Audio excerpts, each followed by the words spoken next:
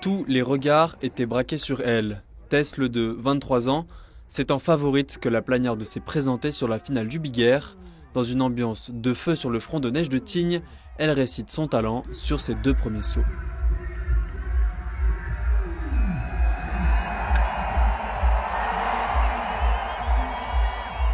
Avant de s'élancer sur son dernier run, elle compte 6 points de retard sur l'italienne Flora Tabanelli. Assurée du podium, Tess doit envoyer un gros saut pour prendre la tête de la compétition.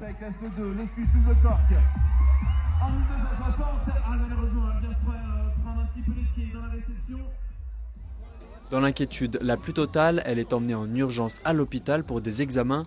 Sa chute jette un froid sur la suite de la compétition. Quand on a vu la chute là-haut, ça a mis un gros coup de froid à tout le monde. Il y a eu un long temps d'attente. C'était vraiment triste, quoi. Donc ouais, c'est toujours chiant de voir des gens se blesser, quoi. Surtout Tess. Parce qu'en plus, elle jouait la win. Enfin, Tess, elle a le niveau pour gagner. Donc là, si elle plaquait, elle gagnait. Donc ça fait chier.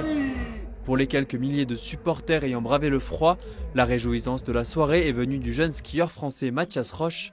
Pour sa première finale de Coupe du Monde, le Savoyard s'est hissé à la table des meilleurs de sa discipline.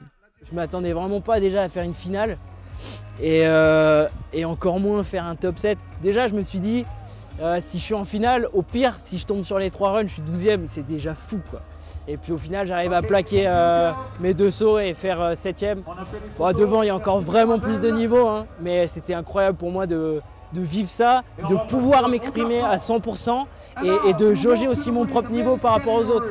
Parce que pour l'instant, moi, vu que j'étais en Coupe d'Europe, je ne savais pas vraiment si j'avais ma place sur les Coupes du Monde. Et là, je vois qu'il y a peut-être un truc à jouer et ça tue, quoi. Si la soirée était marquée par la blessure de Tess Le 2, cette dernière n'enlève pas le bonheur des proches de Mathias, venus nombreux.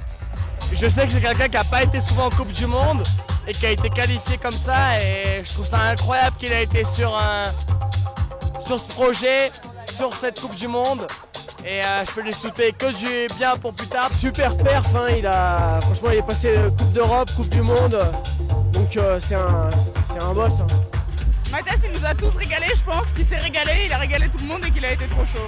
La fin d'une semaine de rêve pour le skieur licencié à Val Thorens, lui qui a appris par la même occasion qu'il participerait au championnat du monde de ski freestyle la semaine prochaine en Suisse.